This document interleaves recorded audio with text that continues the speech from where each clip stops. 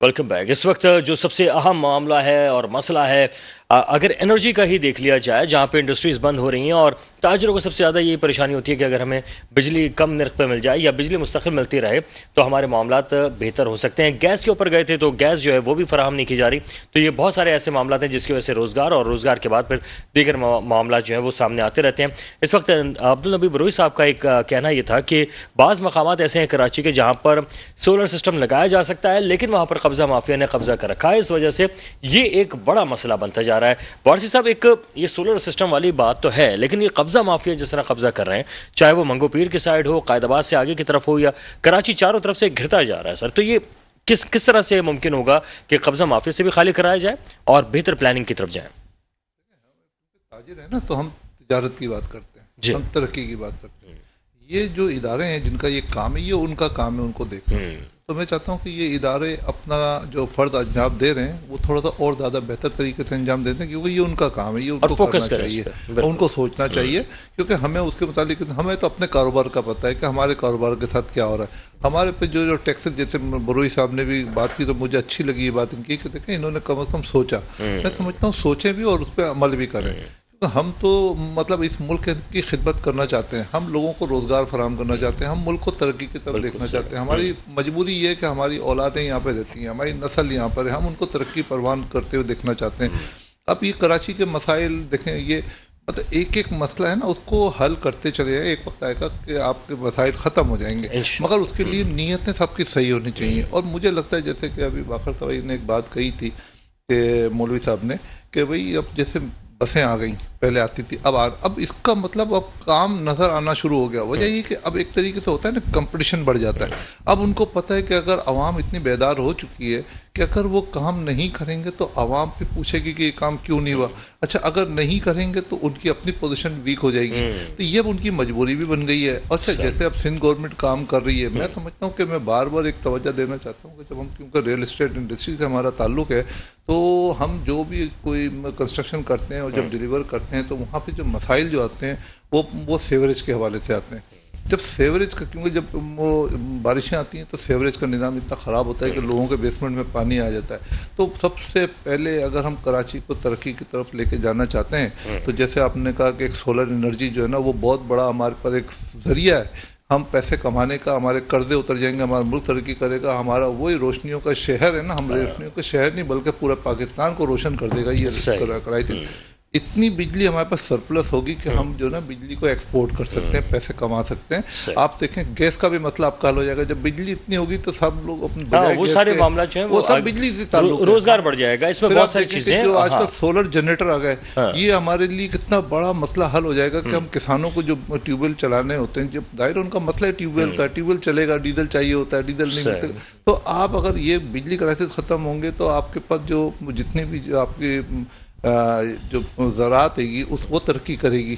तो हर इंडस्ट्री आपकी जो है ना वो कनेक्टेड है आपकी एनर्जी से। बिल्कुल, आपकी एनर्जी जो है वो गैस से चाह रहे थे, लेकिन गैस अब जो है वो नापैद होती है। और हमारे जो टैक्सेस है ना, खुदारा मैं बार बार आपसे कहता हूँ कि देखें हमारा जो डीम रेंटल टैक्स है ना, आप भी जरा इल्तिजा कर दें कि हमारा डीम रेंटल टैक्स जो है ना, जिसकी वजह से हमारी पूरी इंडस्ट्री बैठ गई है। हम लोगों ने अरबों खरबों रुपए की इन्वेस्टमेंट की हुई हमारे ताजिर बिरादरी ने, वो सब की सब बैठ गई है। मगर हुक्मरान कहते हैं नहीं आपको ये देना पड़ेगा। तो मैं ये सवाल करता हूँ कि भाई उसकी वजह बता दें कि ये डीम रेंटल टैक्स जो है किस मद में आप ले रहे हैं, हमें वजाहत दें। अगर वाकई बनता होगा हम देंगे। अगर एक ज़मीनें लेके रखी हुई हैं, उसके हमने टैक्सेस दे दिए, उसका एनईएफ आप ले रहे हो, अब उससे हमारी कोई प्रोडक्शन नहीं हो रही, उससे हमारी कमाई नहीं हो रही, वो उससे बोलते हैं इस पर टैक्स दो। आप मुझे सिर्फ उसको जस्टिफाई कर दें कि ये टैक्स हमारा बनता है, हमारी आवाम देगी, हमारी ताजिर बिरादरी देगी, मगर ये नाजायज तो हम लोग नहीं दे, कितने टैक्स देंगे? हम हर जगह पे हम टैक्स दे के थक गए, मजबूरन लोगों ने इंडस्ट्री बंद कर दी।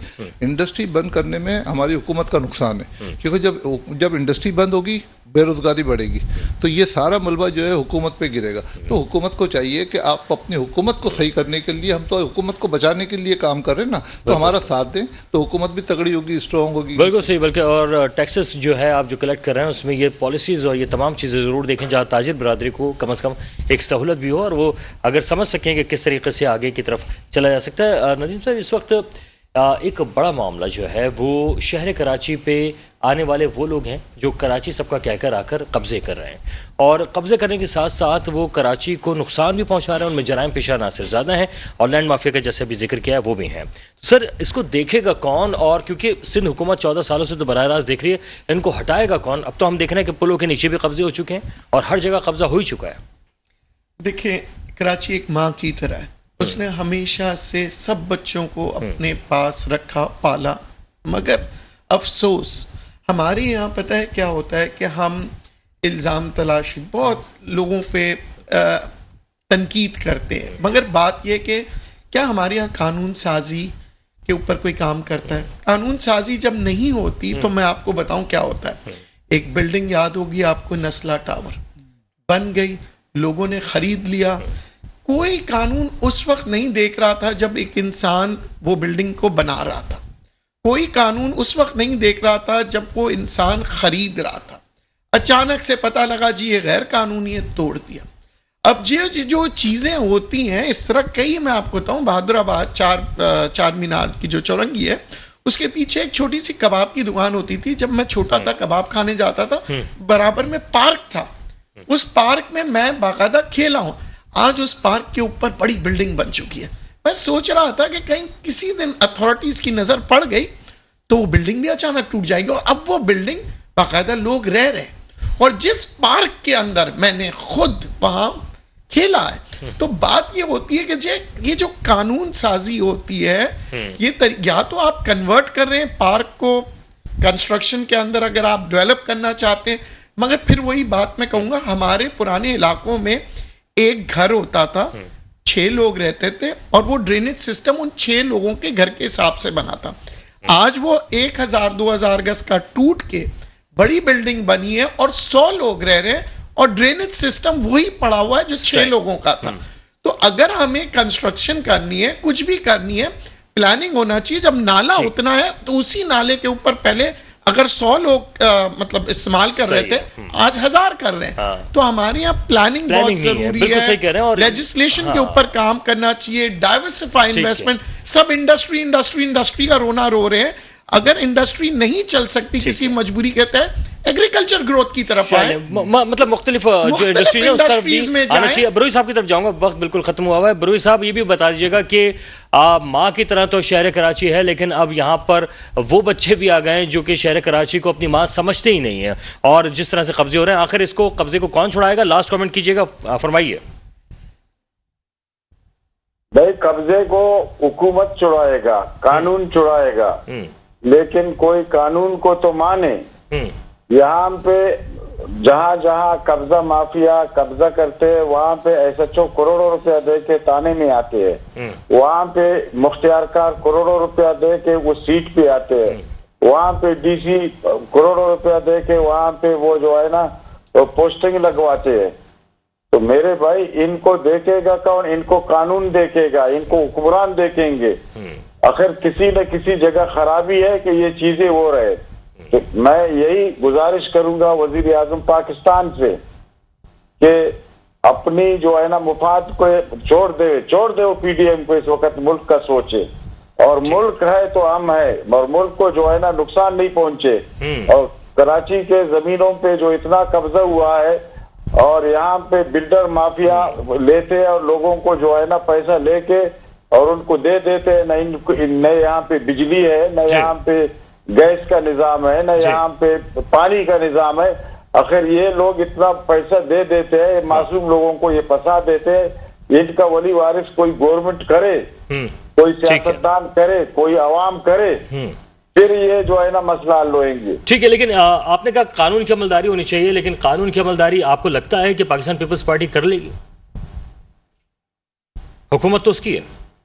देखो, अब मैं इशारे में आपसे कहा, ज्यादा मैं क्या कहूंगा। मैं वजीर आजम पाकिस्तान से गुजारिश करूंगा कि वो फौरन कराची के अंदर जो है ना, अगर ये चीजें इमरान खान करते थे तो वो इमरान खान चोर चोर चोर चोर, किसी पे कोई चीज साबित नहीं होता था, उसने अपना टाइम जाया किया और मुल्क को इस हद तक जो है ना पहुंचाया। अगर वो सही तरीके से हुकूमत करते, इन लोगों पे जो है ना, करंट लोगों के ऊपर ये हाथ डालते जो ये कर रहे हैं। सही। और यहाँ पे लिस्टें आ रहे हैं, हर महीने लिस्टें आ रहे हैं कि भाई इस एरिया में इतना जो है ना लैंड माफिया के लोग है, बकायदा इनके नाम लिखते हैं, हर महीना 60-70 लोगों का नाम आता है, लेकिन कार्रवाई कुछ नहीं होता है। कभी बोलते हैं कि इसको हमने रेंजर के हवाले कर दिया। ठीक है जनाब, बेहद शुक्रिया बरोई साहब, आपने वक्त दिया। जनाब नदीम वाक़ी साहब और वारसी साहब, आपका तमाम लोगों का बेहद शुक्रिया। और एक ब्रेक की तरफ जाएंगे, ब्रेक के बाद वापस आएंगे तो हमारे साथ हुमायूं उस्मान राजपूत साहब होंगे, पाक सरजमीन पार्टी से ताल्लुक़ रखते हैं, और उनसे भी हम बात करेंगे, खासतौर पर शहर कराची के जो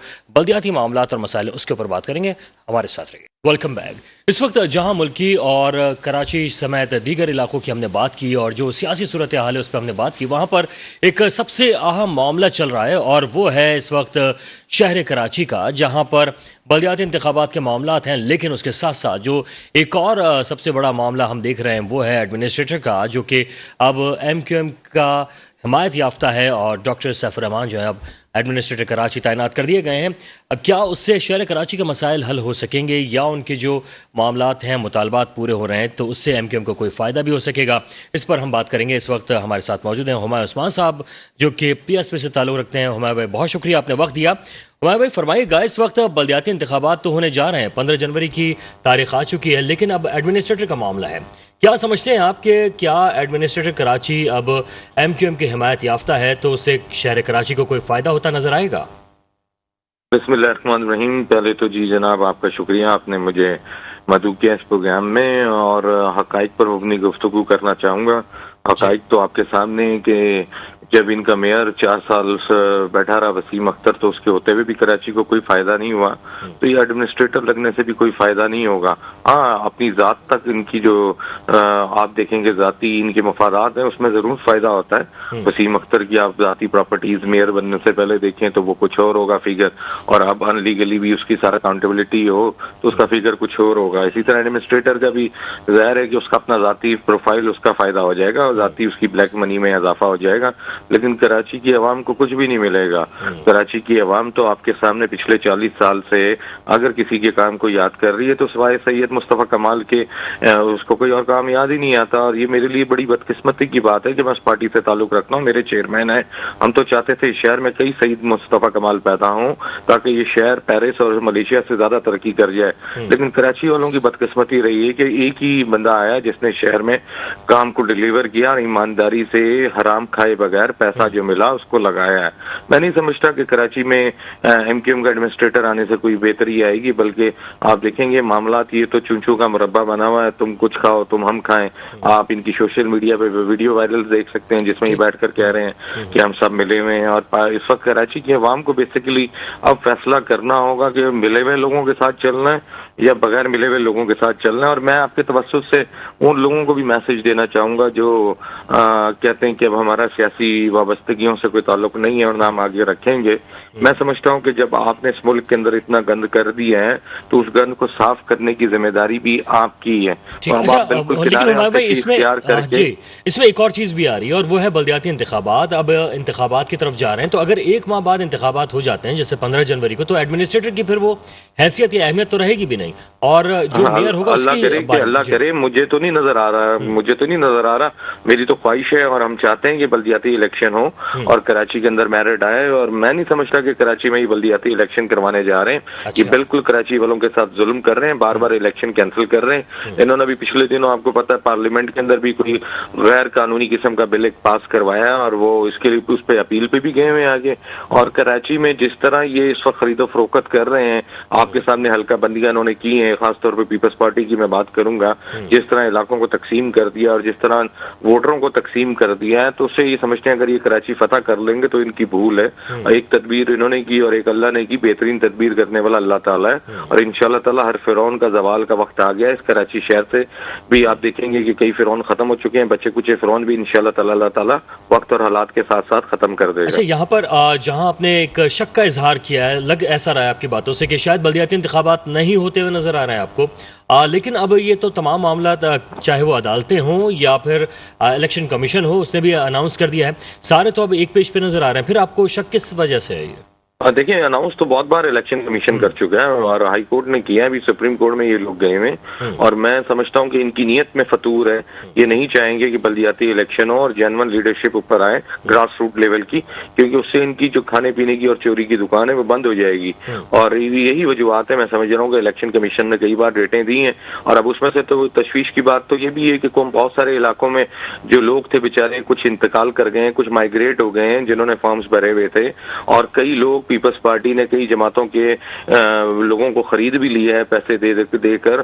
तो ये काल मकरू धंधा यहाँ पे चल रहा है। फिर उसके अलावा आरओस के, आपको पता है कि आरओस भी बिक रहे हैं इस वक्त, आरओस की कीमत लग रही है हर हल्के के अंदर। तो मैं नहीं समझता कि पाकिस्तान के अंदर खासतौर पर कराची में अगर इन्होंने इस तरह की बदमाशी जिस तरह की इन्होंने सिंध में की थी उस तरह की बदमाशी यहाँ करने की अगर कोशिश की, अल्लाह करे एक तो हो जाए, हमारी ख्वाहिश होने चाहिए, लाजमी होने चाहिए हम इसके हक में। और खुदा ना खास्ता इन्होंने उस तरह की बदमाशी जिस तरह इंटीरियर सिंध में की थी और कराची के अंदर करने की कोशिश की तो कड़ा जवाब मिलेगा इनको। लेकिन हुमायूं भाई, इस वक्त सारी सूरत हाल जो है वो बढ़ती हुई नजर आ रही है कि इंतखाबात भी हो जाएंगे और वो सारे मामला जो हैं वो आगे बढ़ेंगे। लेकिन क्या आप जो हैं वो पुरुमीद हैं कि अगर इंतखाबात होते हैं तो क्या पीएसपी की इतनी तैयारी है कि वो फतह इतनी हासिल कर लेगी कि मेयर बना सके अपना? अल्हम्दुलिल्लाह, अगर इन्होंने कोई उसमें बेज़ाब्तगियां नहीं की, अपनी इन्फ्लुएंस को, जिस गवर्नमेंट के इन्फ्लुएंस को इस्तेमाल नहीं किया, आरओस जिस तरह मैंने बताया कि आरओस की कीमत लग रही है, आरओस बिक रहे हैं, इसमें इनके डॉक्टर आसिम लगे हुए हैं, सेंट्रल की तरफ देख रहे हैं, उन्होंने टास्क दिए हुए मुख्तलिफ लोगों को पीपल्स पार्टी ने, और वो टास्क इसी वजह से दिए हुए हैं कि लोगों को खरीदा जाए, आरओस को खरीदा जाए और पुलिस के जरिए बदमाशी कर अपने हक में रिजल्ट को तब्दील किया जाए। इंशाअल्लाह ताला हम इनकी ये जो ख्वाब है ये पूरा नहीं होने देंगे और इनको समझ में आ जाएगी कि ये इंटीरियर सिंध नहीं है, ये कराची है, सिंध का एक शहर है और शहरी इलाका है और यहाँ की डायनेमिक्स बिल्कुल चेंज है बानिस्बतन इंटीरियर सिंध के। जी अच्छा, इसमें एक बहुत ही अहम पॉइंट या नुक्ता आप कह लें कि वो है हल्का बंदियों का, और हल्का बंदियों के हवाले से जो आप नहीं समझते कि क्या पीएसपी नहीं समझती कि इस वक्त हल्का बंदियां अगर दुरुस्त होंगी तो मामला ज्यादा बेहतर तरीके से हल हो सकते हैं? देखें, वो तो इन्होंने कभी जिंदगी में नहीं करनी ना। अच्छा। इन्होंने तो अपनी मर्जी की जो हल्का बंदियां थी वो कर ली। हम तो कहते हैं चलें ठीक है, आपने जो कर ली ये तो बात का मैटर है कि बाद में हम तो कहते हैं कि होनी चाहिए बिल्कुल दुरुस्त, लेकिन आपने जो कर दिया है अब उस पर भी तो करवाए ना कम से कम। आप उससे भी भाग रहे हैं, आप उससे भी डर रहे हैं कि आपको वोट नहीं पड़ेगा, आपको पता है आपके साथ अवाम नहीं खड़ी होगी बाज़ाहिर। आपने जो हालात पैदा कर दिए, आपने कौन सा नवाबशाह में तरक्की के पहाड़ लगा दिए, आपने कौन सा लाड़काना को डेवलपमेंट के अरूज पे पहुंचा दिया, आपने कौन सा लियारी को अरूज पे पहुंचा दिया, आपने कौन सा डिस्ट्रिक्ट केमाड़ी जहां आपकी हुक्मरानी है 40 साल से, आपने उसको कौन सा तरक्की याफ्ता बना दिया जो वहां 6-6 महीने में 2 घंटे पानी आता है डिस्ट्रिक्ट केमाड़ी के अंदर। वो आपके सामने है, जहां पीपल्स पार्टी ऑलरेडी हुक्मरानी कर रही है वहां पे जुल्म और ज्यादती हो रही है। और मैं नहीं समझता कि अगर जेन्युइनली वोट पड़ा और इन्होंने धांधली नहीं की तो ये कभी भी जीत सकते हैं। अच्छा, लेकिन हुमायूं भाई एक और चीज होती है कि हम अपने तौर पर तो समझ सकते हैं कि हम इतने मजबूत हो रहे हैं या हमारे जो लोग हैं वो ज्यादा आ रहे हैं, लेकिन आप दूसरी सियासी जमात का कैसे अंदाजा लगा सकते हैं कि उनको इतने वोट नहीं पड़ेंगे या उनकी सियासी हैसियत कम होती जा रही है? आप एमक्यूएम पे जिस तरह की बात करते हैं खास तौर पे, तो सर उनका भी तो एक हल्का है, यहाँ पे वोटर्स मौजूद हैं उनके। आपने आपके चैनल्स ने और कई चैनल्स ने ग्रास रूट लेवल में हमेशा इंटरव्यूज किए हैं आम पब्लिक के, तो आम पब्लिक की जो फ्रस्ट्रेशन है वो आपके सामने होती है एमकेएम के बारे में भी और पीपल्स पार्टी के बारे में भी। और उसके बावजूद पर जब टर्नआउट आता है तो टर्नआउट का रिजल्ट डिफरेंट होता है।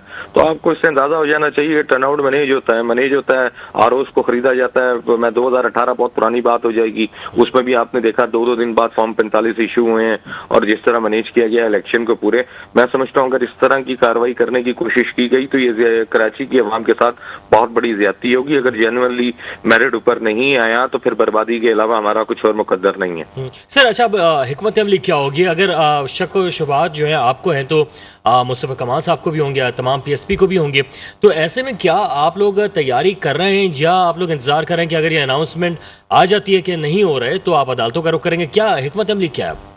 नहीं, देखिए हम तो बिल्कुल तैयारी करके बैठे हुए हैं। इस वक्त जो इलेक्शन की डेट है हम बिल्कुल उस पर इलेक्शन लड़ेंगे और हम देखें ना, हमारी तंजीम के अंदर इस तरह की कोई आंसर नहीं है कि हम किसी को दहशतगर्दी की तरफ लेके जाएं या मारकुटाई की तरफ लेके जाएं। इस तरह की हमारी कोई तरबियत नहीं है पाक से ज़मीन पार्टी के अंदर। हम अमन व अमान के साथ चाहते हैं इलेक्शन हो और उसमें जो इन्वॉल्वमेंट है, जो अनलीगल किस्म की इन्वॉल्वमेंट है, चाहे वो आरओ की सूरत में हो चाहे वो पुलिस की सूरत में हो, हम तो आला काम से अपील करते हैं जो मुल्क को चलाने वाले हैं, जिन्होंने मुल्क में कहा है कि हम न्यूट्रल पॉलिटिशियन लोग हैं, हम उनसे अपील करते हैं कि खुदाया कराची को बचाएं। अगर कराची नहीं बचेगा तो पूरा पाकिस्तान नहीं बचेगा। और आपके सामने पाकिस्तान की जो माशी पोजीशन है इस वक्त तबाही के दाने पर पहुंची हुई है। बिल्कुल, माशी सूरत हाल के बारे में आपने बात की। पाकिस्तान के इस वक्त जो माशी सूरत हाल है सर, उसके पीछे आपको क्या लग रहा है? पूरी पीडीएम नजर आ रही है या फिर तहरीक इंसाफ के 3-3.5 साल दौर जो है वो नजर आ रहा है? क्या नजर आ रहा है आपको? सभी नजर आ रहे हैं। देखिए ना, उन्होंने 3.5-4 साल में कोई प्लानिंग की और ये भी आने के बाद उस तरह प्लानिंग नहीं कर सके, क्योंकि ये एक दूसरे की टांग खींचने में ही लगे रहे। पीडीएम उनकी टांग खींच रही है, वो इनकी टांग खींच रहे हैं। आपस की लड़ाइयों में मुल्क पे तवज्जो ही नहीं दी। अगर इनको पाकिस्तानी होने के नाते पाकिस्तान से मोहब्बत होती तो खुदाया पाकिस्तान की सालमियत और पाकिस्तान की इकोनॉमिकली जो कंडीशन है उस पर तो एक पेज पे बैठते हैं ना, उस पर तो एक पेज पे आकर मशावरत करते, उस पर तो एक पेज पे आकर बात करते। तो ये जितनी पीडीएम है, चाहे कोई भी जमात है, दूसरी पीटीआई है, ये पाकिस्तान की इस्तकामत की तरफ नहीं जा रहे। आपके सामने उनकी तो ऑडियोज लीक हो रही हैं। वो कहते हैं पाकिस्तान के खिलाफ इस तरह की पॉलिसियां बनाओ, इस तरह की पॉलिसियां बनाओ जिससे IMF पैसे ना दे। तो ये तो पाकिस्तान से खुली दुश्मनी है, हमारी नस्लों से दुश्मनी है। पीटीआई हो या पीडीएम हो, दोनों पाकिस्तान की बर्बादी में अपना किरदार भरपूर अदा कर रहे हैं। इसलिए मैं उन लोगों से मुखातिब हूँ जो पाकिस्तान की सालमियत के हमेशा जामिन रहे हैं और पाकिस्तान की सलामती के गवाह रहे हैं। मैं उनसे कहता हूँ कि खुदाया इस वक्त पाकिस्तान के अंदर इंटरफेरेंस कीजिए और पाकिस्तान के मामलात में जो गंदगी फैल चुकी है उस गंदगी को आपकी ही लापरवाही से फैली उस गंदगी को साफ भी करना आप ही की जिम्मेदारी है। अब ये भी फरमाइएगा कि जहां हम देखते हैं कि PSP सबसे ज्यादा फोकस जो है वो या तो कराची को करती है या सिंध के शहरी इलाकों को ही वो करते हैं, तो क्या अब आप नेशनल लेवल पर इस मामले को, जो महंगाई का मामला है, जो आवाम के लिए बहुत ही ज्यादा परेशान कौन हुआ है, इस हवाले से भी आवाज बुलंद करेंगे? देखिए, मैं आपको बताऊं कि आप जिस तरह सिर्फ कराची तक महदूद कर रहे हैं पाक से जमीन पार्टी को, ऐसा कुछ भी नहीं है। पाक से जमीन पार्टी ने आपके सामने बलूचिस्तान से भी सीटें उठाई हैं, KPK से भी सीटें उठाई हैं बल्दियाती इलेक्शन के अंदर। और इंशाल्लाह ताला हम तो जिस तरह उजागर कर रहे हैं इस वक्त कोई और जमात उजागर ही नहीं कर रही। मुस्तफा कमाल साहब जितना क्लियर कट में विजन इस वक्त दे रहे हैं कि पूरे पाकिस्तान की सालमियत इसी में है कि आप दो जो वजीर आजम से लेकर वजीर आला तक पैसे पार्क हो जाते हैं 18वीं तरमीम के बाद, आप 18A भी लाएं और 18B भी लाएं ताकि ग्रास रूट लेवल तक इन्फ्लुएंस जो है आम आदमी तक उसका पैसा पहुंचे, स्कूलों का तालीम का पैसा पहुंचे, अस्पतालों का पैसा पहुंचे। पूरे पाकिस्तान की हम बात कर रहे हैं, हम बलूचिस्तान की भी बात कर रहे हैं, हम सिंध की भी बात कर रहे हैं, हम KPK की भी बात कर रहे हैं, पंजाब की भी बात कर रहे हैं। और ये क्लियर कट पॉलिसी अगर किसी ने दी है तो सवाए पाक से जमीन पार्टी के किसी ने नहीं दी है। ठीक है। अच्छा, और कब्ल वक्त इंतखाबात का मुतालबा सामने आ रहा है, क्या आपको लगता है कब्ल वक्त इंतखाबात होंगे या फिर आम इंतखाबात होंगे? उसके हिसाब से आप क्या समझते हैं और PSP की तैयारी कहाँ तक होगी? अल्हम्दुलिल्लाह हम हर वक्त हर लम्हे के लिए तैयार हैं। इंशाल्लाह ताला अगर फेयर इलेक्शन हुए तो इंशाल्लाह ताला पाक से जमीन पार्टी आपको नजर आएगी। इंशाल्लाह ताला कराची की मेजोरिटी सीटें हमारे पास होंगी। कराची की अवाम ने फैसला कर दिया और कराची की बड़ी तादाद में अवाम हमारे साथ खड़ी हो चुकी है। उसका बेहतरीन सबूत मैं आपको दे देता हूँ। चाहे वो बागे जिना के अंदर हम खवातीन का जलसा करें, चाहे वो बागे जिना के अंदर हम मर्दों और औरतों का मिलाकर जलसा करें। 11 जमातें एक तरफ, PTI एक तरफ, इतना बड़ा जलसा कराची की अवाम का कोई भी नहीं कर सका सवाए पाक से जमीन पार्टी के। तो कराची की अवाम का जो रेफरेंडम है वो फैसला दे चुकी है कि वो पाक से जमीन पार्टी के साथ खड़ी है। लेकिन अब ये फरमाया कि कराची में तो आपने बड़े जलसे कर लिए, पाकिस्तान में कब करने जा रहे हैं? अल्हम्दुलिल्लाह जल्द आपको नजर। कोयटा में भी हमने एक बड़ा जलसा किया, आपने देखा होगा पिछले साल कोयटा में जहां इकबाल स्टेडियम के अंदर 11 जमातों ने मिलकर जलसा किया था। PDM ने, हमने अकेला जलसा किया और भरपूर जलसा किया कोयटा के अंदर। अब इंशाल्लाह ताला हमारा जल्द प्लान है कि हम इस मार्च में आपको पंजाब के अंदर भी एक बड़ा जलसा नजर आएगा पाक से जमीन पार्टी का। अच्छा, और बल्दियाती इंतखाबात के हवाले से क्या लग रहा है, क्या कुछ मिल सकता है आपको बल्दियाती इंतखाबात में? अल्हम्दुलिल्लाह अगर फेयर इलेक्शन हुए तो मेयर पाक से जमीन पार्टी का होगा। चलिए, बहुत शुक्रिया आपका जनाब, हमारे साथ मौजूद रहे हुमायूं उस्मान राजपूत साहब, PSP से ताल्लुक़ रखते हैं, आपका बेहद शुक्रिया। और इसके साथ ही तमाम मेहमानों का भी मैं शुक्रगुजार हूँ। और एक बात यह है कि चाहे वो बल्दियाती इंतखाबात हों या फिर आम इंतखाबात हों, उसमें अपने ऐसे नुमाइंदे ज़रूर चुनिएगा जो आपके लिए बेहतर हों और आपके जो इलाका है उसके लिए कोई ना कोई काम और इक़दाम कर सकें। मुझे भी यानी वक़ारुल हसन को इजाज़त दीजिएगा। अल्लाह।